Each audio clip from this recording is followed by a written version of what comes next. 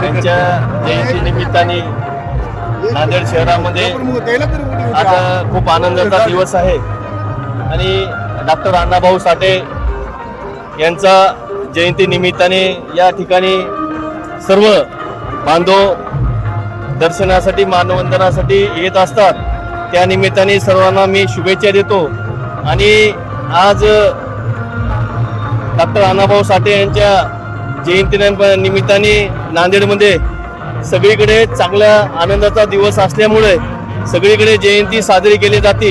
त्या निमित्ताने आगळे वेगळे कार्यक्रम, सांस्कृतिक कार्यक्रम, गायनाचे कार्यक्रम या ठिकाणी आयोजित केलेले आहेत।